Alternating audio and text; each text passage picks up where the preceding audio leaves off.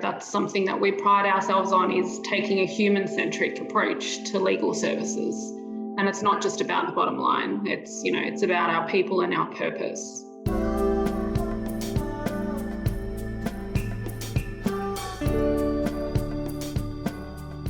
So in today's podcast, I've asked Marianne Marchesi to have a chat with me. Marianne is the founder of LegaLite, a legal practice that does things quite differently. Marianne is one of Australia's leading franchising experts and advisor to some very prominent brands. Importantly, she's passionate about flipping traditional ideologies of legal practice, incorporating wellbeing into her practice, and passionate about empowering female leadership in business. We talk about the environment, daydreaming in class, the migrant work ethic, and anxiety in the workplace, to name just a few of the topics we explore. Hope you enjoy.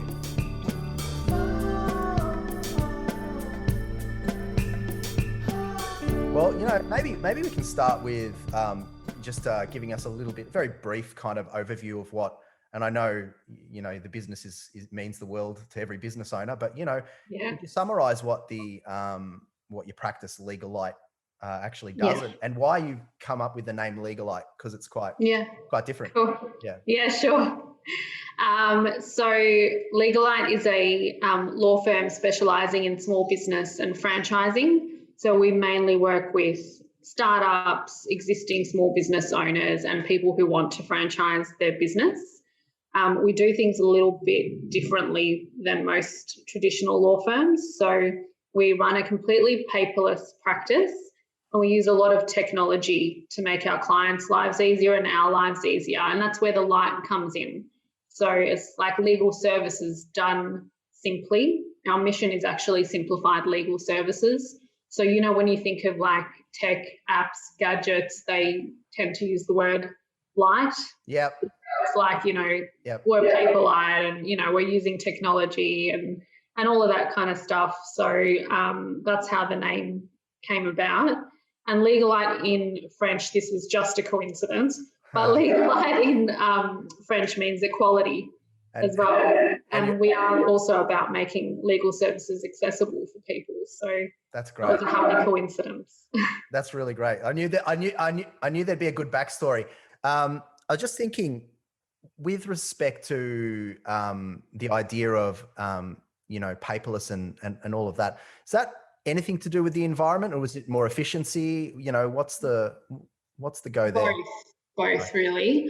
I've always just hated how much law firms print things, and unnecessary things, like every email in a chain would get printed and put on the file. Mm-hmm.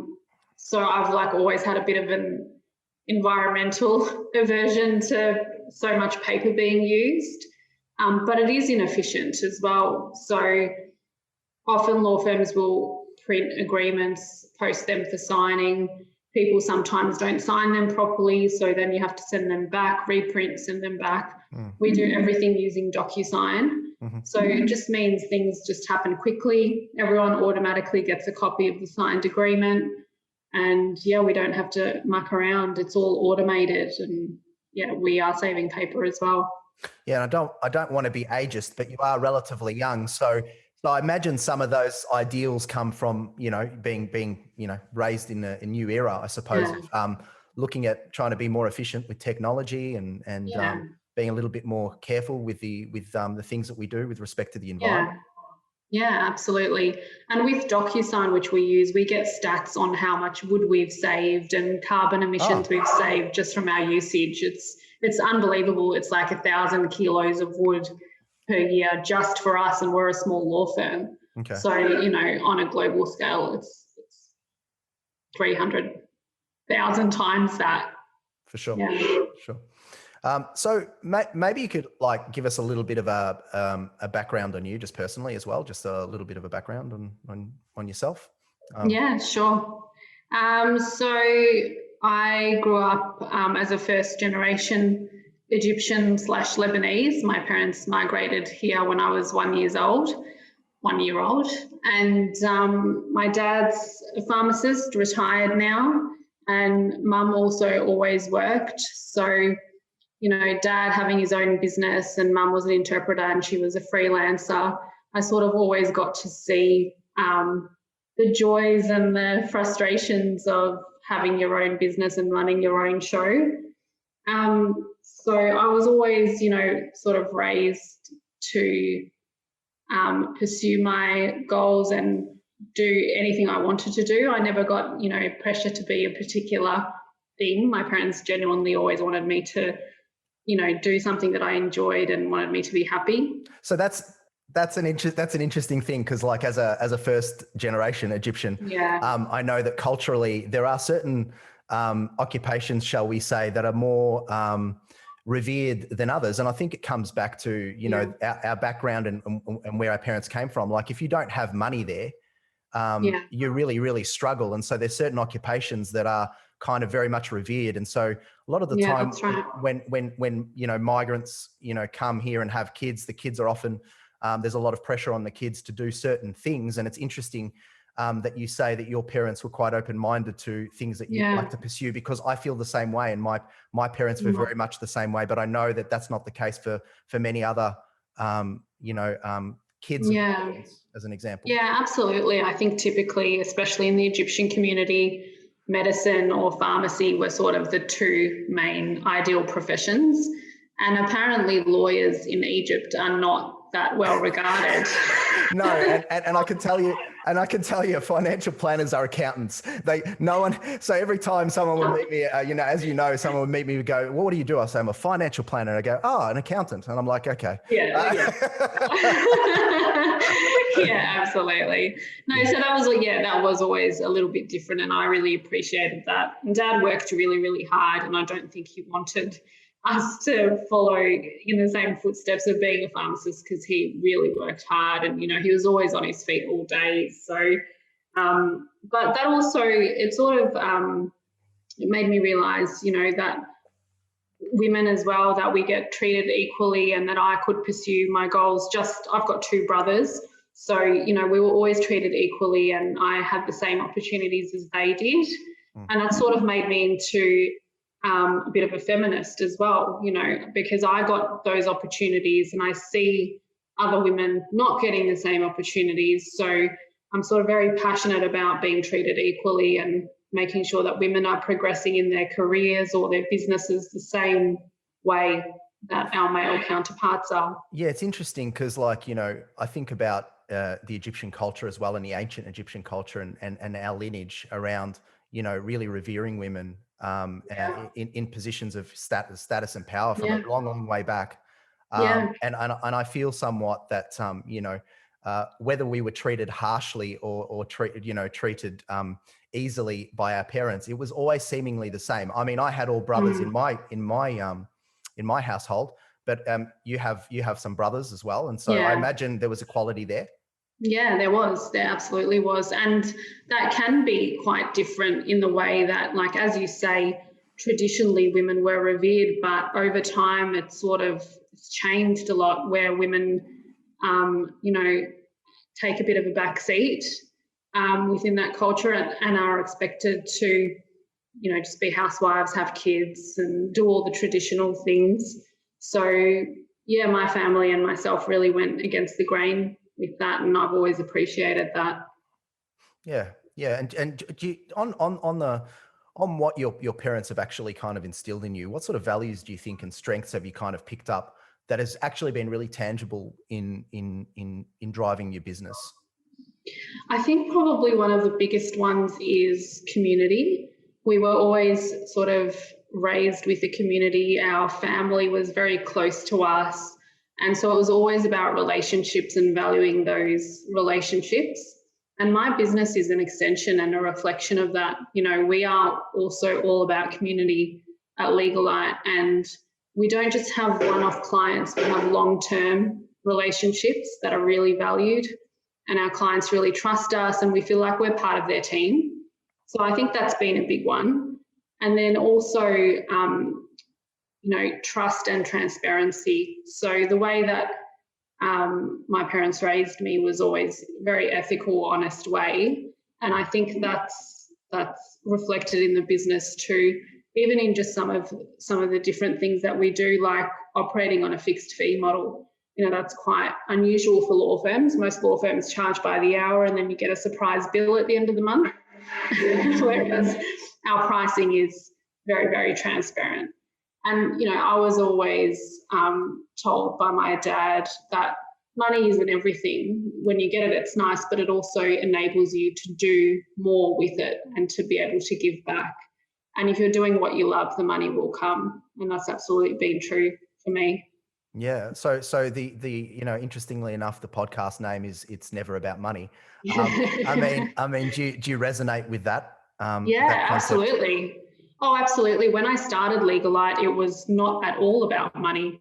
I sort of did some very, very conservative projections about what I could make. Yep. And I would have been taking a pay cut based on those projections.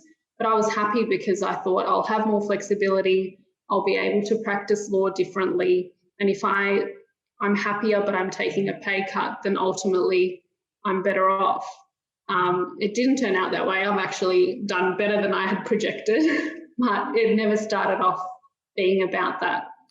Yeah, it's seemingly, I on conversations with business owners that are, really successful, or you see there's something about them, they often are not focused on the monetary side of it. They're actually focused on an outcome that is outside of that. So what are the sort of things that you look as being kind of your KPIs outside of the financial side that kind of give you an indication that you're on the right track? Yeah.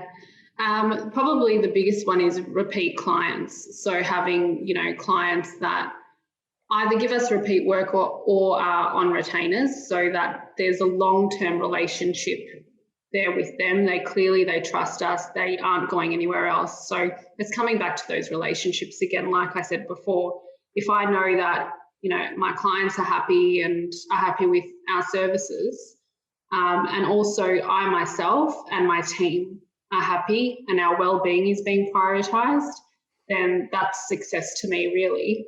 That I know I'm looking after everyone in the team, I'm looking after the clients, and I'm looking after myself. Yep. So we've got quite a big emphasis on well-being at LegaLite. So we have one of my staff members is the wellbeing champion. Okay. And he runs like wellness activities for the team and for the public. And we're always checking in with each other, and mental health is not a taboo topic with us. We always feel like we are open and we can talk to each other. If one of us is having an off day, we tell the others and they, support us through it and look after things. Yeah. Well, it's interesting, like obviously with respect to what's going on with the pandemic, mental health is front of mind for most people. And, we've had a conversation about a couple of weeks ago, and I was sort of saying that I'm feeling a little bit flat. How have you dealt with that, both on a personal level, but also with respect to, managing a business and staff? And you've kind of answered that question in some ways, but maybe you'd like to elaborate. Yeah. Well, when COVID hit initially, I had serious anxiety. I had multiple panic attacks the first day because our clients' businesses were being, shut down, and therefore our business was being impacted, and I didn't know where things were going. So I really, in terms of the business, I took a step back and I planned for the next 6 months. And I planned for worst case scenario. And that's what we're trained to do as lawyers. We always train for plan for the worst case scenario. Yep. Or I'll practice what I preach. Yep. I did that. And I also communicated with the team. So I told them, this is what's going on. This is what could potentially happen. What are we going to do to support each other and to mitigate that risk? So we got to work as a team. We cut all our non-essential costs. We looked at bolstering our marketing and content strategy. So even though that's not bringing money in the door, it was still really important for us to bolster those activities so that we could be seen as supporting our community during one of the most difficult times. So we provided a lot of free resources and webinars and franchisor forums around COVID for our clients, completely free of charge. So it's interesting, when you get into these periods of time, where you're under pressure financially, often you can get into a fear-based sort of mindset where you actually lock up and freeze and don't do anything. It's interesting that you've been able to pivot very quickly and actually make pretty strong proactive decisions. Which are in and of itself, of course they are serving the business, of course, well, but they are altruistic in nature as well, aren't they? Yeah, absolutely. And for us, they were the tools that we already had. These were resources and knowledge that we had that we would usually charge for, but we just didn't at this point in time. So for me, I don't really think about it as pivoting, because it was like our business model is already so agile, and we're already paperless, we're already flexible, and we do support our clients. So it was just, leveraging all of that and making the most of it during that time. And my staff member, who's the wellbeing champion, so she was running Wellness Wednesdays for the team prior to COVID. Yeah. And then she approached me to expand it to every day during COVID, because people, like the team, needed it. And then I suggested, why don't you just open it up to the public? And she did, and she was offering daily wellness sessions for the public. What does that mean? I want wellness. Get me in. Bring me in. You'll have to come along. They're twice weekly now. Okay. But she does a different either mindfulness or creative exercise every day. They're 15-minute sessions. So she might do like a drawing class, an origami class, or a mindfulness meditation, chair yoga. We've done ones where we've had some of our clients' kids join us as well, and we've had little dance parties. That's awesome. They're really fun. Yeah. And they're at 2 p.m. So people have just had lunch, come back, have this mindfulness break, and then you feel really re-energized and able to sort of get back to it. And she's been approached to run those wellness sessions and wellness breaks for large scale online conferences since then as well, like legal conferences.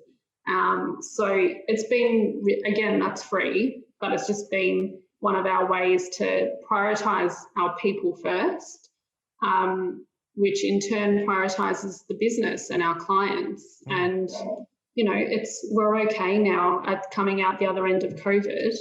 We're okay. So obviously, yeah, we did the right thing. I mean, it really indicates to me, how sometimes you look at a business and it just seems like, it has a PTY LTD at the end of it. And then sometimes you see a business and it actually feels like the business is almost like a human in and of itself.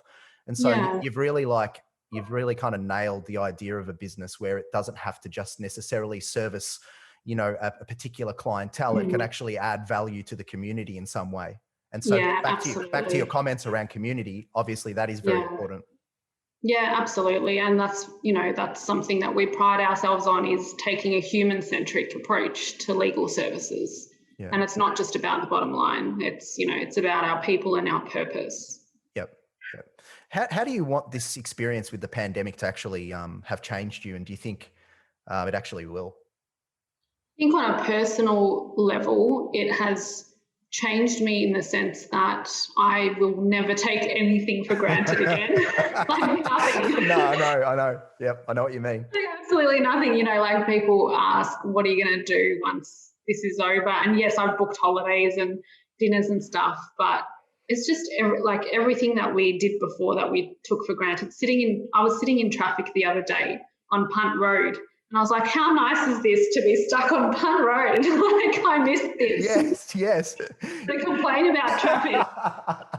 Yeah, you're actually looking forward to seeing traffic again, right? It's crazy. Yeah, exactly. It's just people getting out there and living their life again. And it does make you realise that that's the most important thing, is your relationships, because when you're stuck in a bubble at home and not seeing anyone and not socialising, and yes, we had Zoom, but that's so different to seeing people face to face.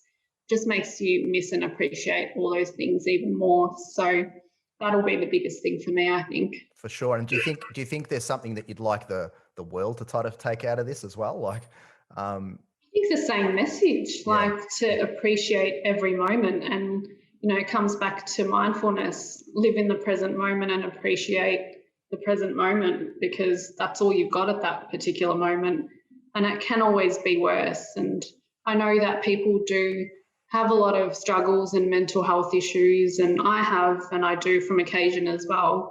But it really helps to come back to that idea and that thought. And I think that makes the world a better place. I mean, it sounds quite, aspirational, but I think it's true in some ways. I think you're absolutely right. I think it absolutely is true. I think when I think about pivoting this conversation, I'm actually thinking about having a discussion about how you started your business, because I think that has a number of components to it that are really interesting, that I found really interesting. And maybe you'd like to talk to us a little bit about how you started, if you don't mind me on occasion interrupting you as well and just asking you questions. Yeah, that'd be great. Yeah, of course. So I worked in traditional private practice for about 10 years. And by traditional, I mean, all of that paper that would be printed for emails and also billing by the hour. So, or by 6-minute units to be specific. Yeah. We had to account for every 6-minute unit, 6 minutes of our time. And it actually, I think it made lawyers really unproductive and inefficient, because it was just about the time. Yep. So the longer you took, the better you were as a lawyer, because you could bill more.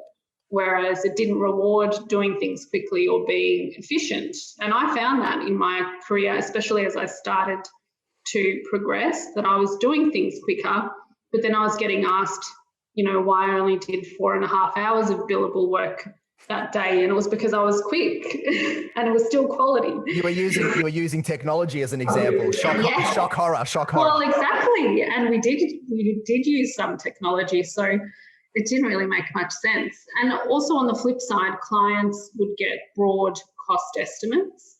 So then they would get a bill at the end of the month, and sometimes it would be thousands of dollars over the estimate. So it didn't breed trust with clients. And I didn't like that. I never liked that. And it was always end of the month. Billing day was very, very stressful, and you had to contact all the clients that you'd gone over estimate and, justify the costs. And I suppose picking up on your comment before with respect to your parents and them really teaching you about being transparent and honesty and all of that, it probably didn't sit entirely. Yeah, that's right. It didn't align with my values, but it was the way that the law was done. So it got to my final year in traditional private practice, which was 2016. And I was approached by another law firm to go work with them, also a traditional law firm, but I wanted a change at that point. So I went along to the interviews and I was ready to take the job. It was basically in the bag. And then Trump got elected. The irony of it. So weird. The timing. The timing was bizarre. Yeah. But a lot of businesses started to panic, including at the time, I don't know if you remember, you probably do, being a financial planner. But this particular law firm also panicked because they were worried about some sort of recession as a result. Yeah. So they pulled the job off the table. And then the partner that I was going to be working for decided to move as well. And then he wanted me to go to this other law firm that he was moving to, and he was saying they were doing things differently. I had a couple of interviews there and I realised it was actually the same thing. It was just somewhere else. And the other law firm was going to be the same thing, but somewhere else too. So I thought, okay, I've had enough. I think that if I want to do things differently, I need to do them myself. So I started doing some planning and very conservative projections on starting my own firm. And I went, yeah, I'm pretty happy with this. I knew that probably about 8 clients would come with me. And so a very modest client base would enable me to start the firm. And I just took the leap. And since then, we've now got 340 clients. That's incredible. Incredible. It's just grown, and it's been a response to, I think, the fact that we do things differently and we have those trusted relationships, and the market just responded to that and it grew. It's amazing. It's a great story. There's a few things that come at me from it, and I feel that the idea of the anxiety that comes with being misaligned. So Yeah. whether or not it's, your capabilities, you feel that your capabilities aren't matching the organization, Yes. your values, your vision for the future, what you consider best practice, if there's any of that that doesn't fit within the organization that you're working with, or even in my example, I felt like that for about 5 or 6, 7 years, 7 years maybe in my business, feeling like the financial planning profession and what it was expected of me from them collectively was not what I felt was what I wanted to do. I wanted to change things the way I wanted to change things. And until I got the courage, I suppose, to change it, I did have that very deep-seated anxiety. So I just, talk to me around that and how you felt during that time where. Oh, absolutely. Like exactly what you said. I had the worst anxiety during that period. Like it was, like chronic anxiety, where there were mornings where I just couldn't even get myself out of bed. I didn't want to go to work. I would force myself, like I would drag myself into the office. And like I remember on my 30th birthday when I still worked in my last law firm, I was so depressed and I just hated being there.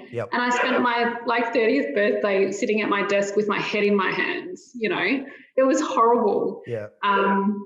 And it was because of I wasn't living my values, work felt like such a chore.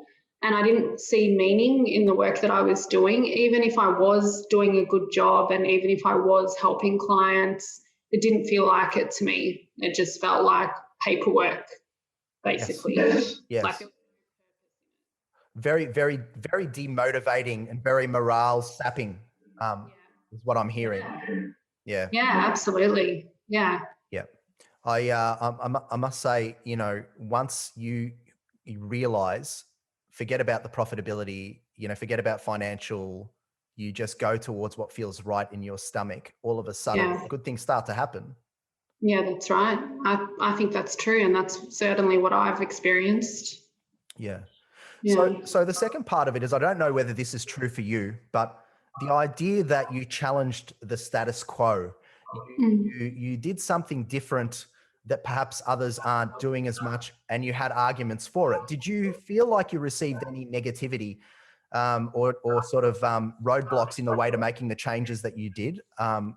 Did you feel like you were doing something in contravention to what other people felt was the right way of, handling a legal practice? To other traditional law firms, yes. The only pushback we got was from other traditional law firms, and a lot of people didn't believe in the model at the start because that's not the way that it's always been done. And it was fine. Like it didn't bother me so much that some competitors were, didn't believe in the model at the start, because it wasn't about them. It was about the clients, and it was about me, and it was about what I wanted to create. And if my clients are happy, then it didn't really bother me that other law firms weren't. But on the flip side, it's been a good thing in a sense, because it's encouraged those traditional law firms to also rethink some of their practices, because they need to compete. Like I'm not the only law firm that does fixed fees and operates a paperless practice. There's, a sort of a wave of what they call new law firms. And we are forcing the traditional law firms to compete and to change their ways, which ultimately is for the betterment of our clients. Because if you're encouraging more transparency, and if you're encouraging, the use of more technology and more efficiencies, then ultimately that's better for everybody. So yeah, I think it's good from that point of view. And I think there must be a sense of pride in being, being one of the ones that are pioneering what you consider to be the best practice way of doing things going forward. Yeah, absolutely. And sometimes we'll talk to other traditional lawyers on the other side of matters, and they'll, ask us questions about what we're doing and how we're doing it. And I love it when other lawyers ask about that, because you can get into a discussion about it and, almost, I think, influence change within the legal industry. For sure. For sure. Yeah. Okay, so I've been. It's been suggested to me that you're the work-life balance person. You're the work-life balance person. In fact, my brother and business partner James was saying you should speak to Marianne. She's all over this sort of stuff, and I'm like, all right, cool. Because I mean, I'm very much. You can see the guitars in the background. Yeah. I'm very much about trying to keep myself and my head completely switched on, which means that I need the creative side and I need other bits and pieces in my life. So I just wonder whether there's been times where you've been in ferocious pursuit of business goals where you've got the balance wrong and it's really affected your health. Do you have any thoughts about times like that? Not really with LegaLite, no, because I started LegaLite with the goal to prioritize my health and my flexibility. So from day one, I've always managed to have that work-life balance, or integration, I like to call it, because I don't work 9 to 5. I will work some weekends. I do work late nights. But likewise, you know, in the middle of the day, I'll go for a 1.5 hour walk with my dog and, you know, go out for a long lunch break. Or I used to go when gyms were open, I would go to the gym every day at 12 o'clock. So it was more about allowing my personal life to fit in with my work life, and the work still would get done and I'm still available to clients, but it was still prioritising my personal life and prioritising my health as well. So, yeah, that's always been really important to me. So it hasn't taken a backseat whilst I've had LegaLite. Yeah. Definitely did at other law firms, like every day it would take a backseat. But not so much now because it's been such a conscious, deliberate choice. I suppose some people can't deal with, like, if they're in a court in employment that they're not, you know, entirely suited to. Sometimes they prefer to be in there than to deal with the chaos of having your own business and having to work it all out on yourself. So I think it probably takes a unique group of individuals to run a business, would you say? Yeah, I think so. I think, you know, there's definitely some people prefer to do their work and get a paycheck at the end of every month, or there's us crazy business owners who don't have a guaranteed paycheck every month and also have to look out for other people like our teams. Sure. So, but I enjoy that, and I like, when I started, I was planning on just being a sole practitioner. As the business grew and I've now got a team, I enjoy that part of the job as well, and managing people and empowering them as well to their strengths and helping them to progress and helping them to prioritise their well-being as well. And I imagine, I know, you know, this was an interesting discovery as well, that you're very similar in the idea of, you know, your ideal clients really enrich your life. So, you know, the ability to be able, you know, you talked about referrals and getting, you know, referrals through. I imagine there's also a kind of filter of making sure that you're bringing on the right type of clients that really kind of enrich your team and enrich your lives. So could you perhaps talk to us a little bit about your ideal client as an example? And, you know, obviously don't put any names in there because we don't want to be anonymous, but, you know, how do you feel that actually contributes to your health? Yeah, it makes you feel, I think, that your work has a purpose. And so that's been a big part of when I started the firm. I wanted to work with clients that I liked and trust, and that like me and trust me and value our advice. So, you know, we've got some long-term clients that have been with me since I started LegaLite, and we're really engaged with them. Like, one in particular helped me develop a new service offering that I now also offer to other clients, which is sort of like an outsourced in-house counsel service for a fixed monthly fee, 12-month retainer. And that's been so beneficial because we feel like an extension to our clients' team. And I think for us, that's the ideal client, is someone that trusts us and values our advice, and it enables us to give proactive advice, not just reactive like a lot of lawyers can be, because they just get called when something goes wrong. Whereas we are aware of our clients' business big picture and, you know, their aspirations, and we can give them advice to help prepare them for that too. It really goes beyond the financial, doesn't it? Because, you know, when you do something for someone and you are doing it because you really want them to have a good experience, because you really care, and then they actually respond with, they can see that and we value what you're doing. That gives you some sort of like, it's some sort of elixir to what we've had during the pandemic, as an example. Like you know, the pandemic has been so trying and troubling and difficult, and with all the negativity out there, you know, it takes a client saying to you, you've done a great job. It just gets you going for another, you know, couple of weeks at least. You know, that's how I feel. Yeah, absolutely. And I think seeing the underlying purpose in what you're doing as well. So I always think about what's the long-term benefit to what we're working on with this client. So it's not just, for example, preparing a shareholders agreement. It's about documenting these shareholders' rights and responsibilities for the business to save them a lot of heartache and cost down the track. Yes. So we're helping our clients in the long run, not just in the short term. No. It has major meaningful differences over time, and that's amazing. And I mean, in some ways, it's the nature of a legal practice. It's the nature of a financial planning practice. We're not selling, you know, consumable products, as an example. You know, it's a different sort of business. But I think that's the benefit for us, I suppose, building those relationships. Exactly.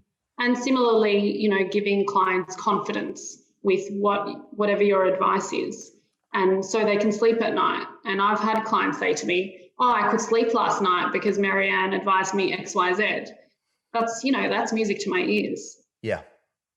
Now you've made this podcast really easy for me, because to an extent, when we've talked before about things, I've always felt that where there's some similarities there. And one thing that really stuck out for me massively is when we go back to your background and we think about you being a kid.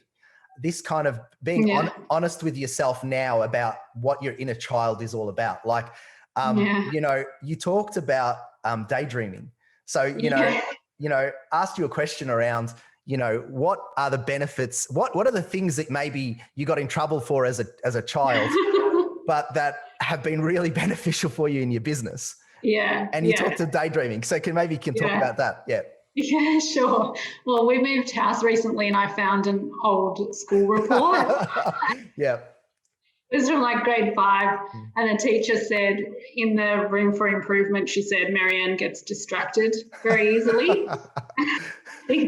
Like, I was always a good student, but it was because I would daydream a lot, and I still do. Like, I'm a big daydreamer, but it's really worked well for my business because I daydream and I think about creative ideas and innovations, and then I implement them in the business. Even LegaLite itself was a daydream. You know, I would be sitting in my office at my old law firm daydreaming about one day starting this firm, and then I did it. So that must come off as a lack of attention, right? So people will say she's lacking focus or she's lacking, but the reality of it is you're in your head and you're actually projecting forward. Now, I used to do that as a young person too, and I still do that. And I actually now honor it, whereas previously it was, you know, like you said, it was kind of the Joe gets easily distracted, but he has the potential to do really well. And I'm like, the potential. It's always the potential, you know. I know, it's always the potential.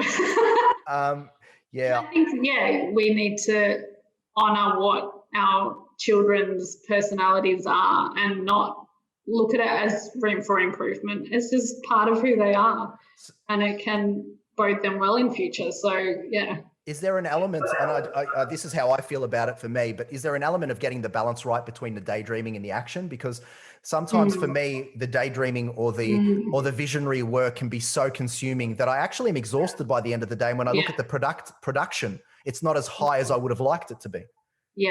Or there's some procrastination, as an example. So perhaps you can talk to that. Very true. I think when I started the business, there was a lot of that. Like, I think about it like lots of shiny objects.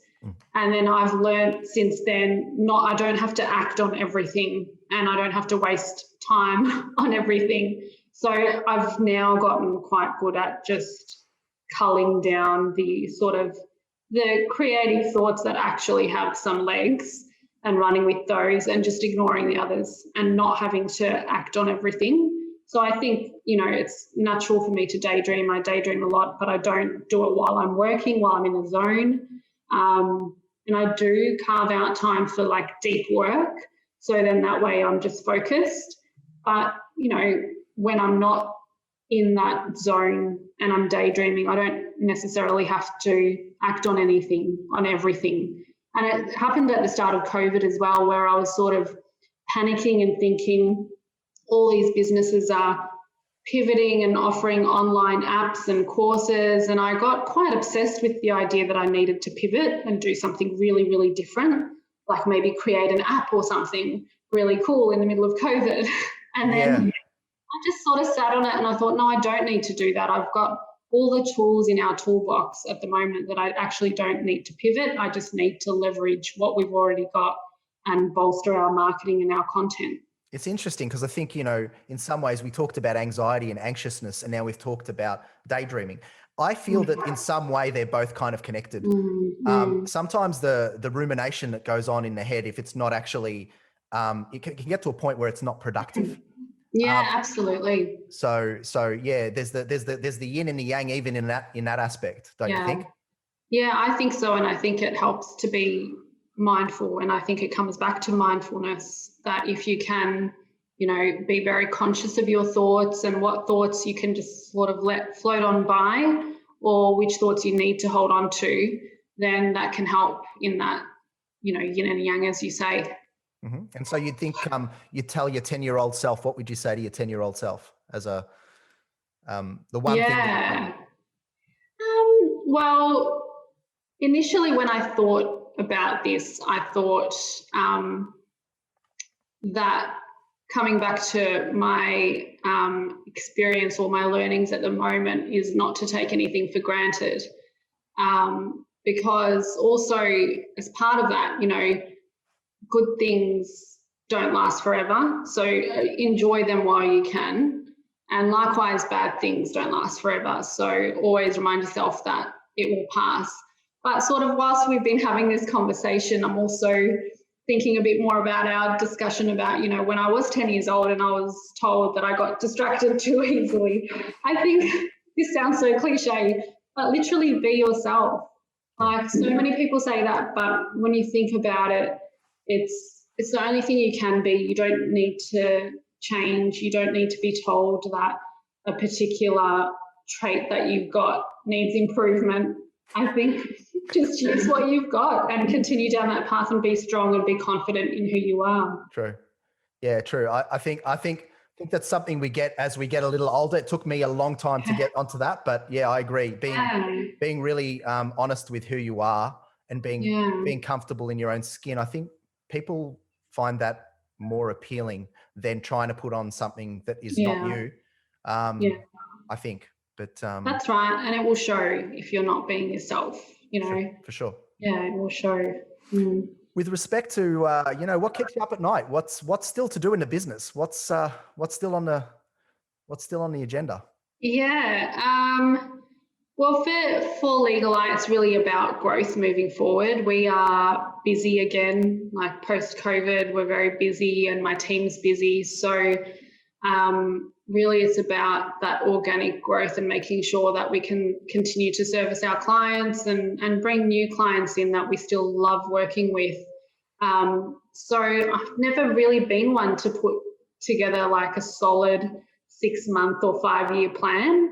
I sort of wing it a little bit, and I do what feels right at the time. Like it's a very agile business. Do you think that happens more because you actually have this daydreaming quality? So in a sense, the vision itself is being manufactured in your mind rather than necessarily having to be documented. You're actually probably going towards that, or am I off the? No, I think that's right. Yeah, absolutely.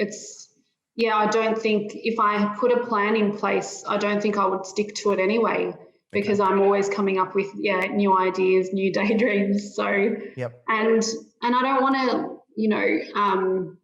I don't want to lock the firm into anything because the market changes. Like we've seen this year, a global pandemic hit. No one could have planned for that So we need to also be flexible and be able to change when the need arises. And that's definitely how LegaLite's set up. So not much keeps me up at night, I have to be honest. I sleep pretty well. Great. With what it was, it was called something Wednesdays. What did you call it? Wellness Wednesdays. Wellness Wednesdays. Of course, you'd sleep well. You'd sleep well after that. Definitely on a Wednesday night. Yeah. So if I was to say let's handle your finances. Your finances are no longer an issue. Yeah. Money's no longer a problem. You've got more than enough. What would you change about your business? I probably would have hired more help earlier on because I was doing everything myself at the start. And even now, I would probably, hire more people. And it's really competitive in the legal industry as well. And it's quite difficult for grads and even mid-level lawyers to get jobs. So I just give everyone a job. Yep. It's also about, I do want, like I said before, I want my team to be happy and enjoy their work as well. And I think LegaLite is a really good environment for that. So I would love to be able to expand my team. And, if money wasn't an issue, I would bring more people into the family. Yeah, makes sense. What about your life? What would you change about your life if money wasn't an issue? Would you be where you are, or would you be on the Bahamas or something? I'd probably be in the Bahamas somewhere. COVID pending. But yeah, exactly. Yeah. I would travel more. That was one thing that I actually made a goal at the start of the year before COVID, that I wanted to have more holidays because I hadn't really. So I'm coming up to 4 years in the business and I haven't had a proper holiday for about 4 years. Like if we went away, I'd just go away for a few days and I'd still have my laptop with me. So I would definitely take more time off for myself. So for the non-business owner listeners right now, this is what a typical business owner does. Haven't gone overseas for a little while. Yeah. Absolutely. So just really enjoying the time with my family, with my husband, and taking my dog on holidays as well. For sure. And just enjoying it. Yeah, that's why I've booked 2 holidays for January, because it was a goal of mine this year and I wasn't able to do it. But hopefully 2021 I can do it a bit more. Awesome. And what does it mean when I say, if you think about yourself in the context of looking back on your business career, leaving a legacy, what does that actually mean to you? For me, that's about having a positive impact on the people in my life and in my business. So, I want my team, for example, to look back and say, Marianne was the most empowering boss that I've ever had. And she empowered me to achieve my goals and to progress in my career. And likewise with my family and friends, I want to have left a positive impact on them as well. That's great. To the most important one, not really, but we talked about, what animal would you be and why? Now, yes. What would you be and why? Now, you talked about your dog. Was it Charlie? Charlie, yeah. You don't want to be a dog though. Well, I would love to be a dog because he's got a very, very good life. Okay. But I think in terms of my spirit animal, I don't think I'm a dog. I think I'm a cat because they just completely live life on their own terms and they laze around a lot and daydream a lot, which I do. True. So I think I'm actually a cat. They daydream a lot. They don't conform to convention. That's right. And because you're Egyptian, you love cats too. So we revere the cats. So that's very true. It's very I infitting. don't actually like cats that much. I love dogs. So it kills me to say it, but I think I am. Okay.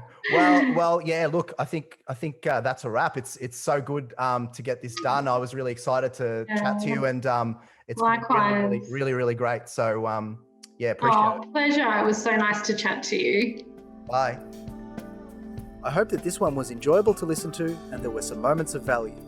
If you have resonated in any way with the sentiments of this podcast, we would be delighted to direct you to our website, www.itsneveraboutmoney.com.au, for more free resources and education aimed at improving your capacity to make sound financial decisions for the benefit of your family.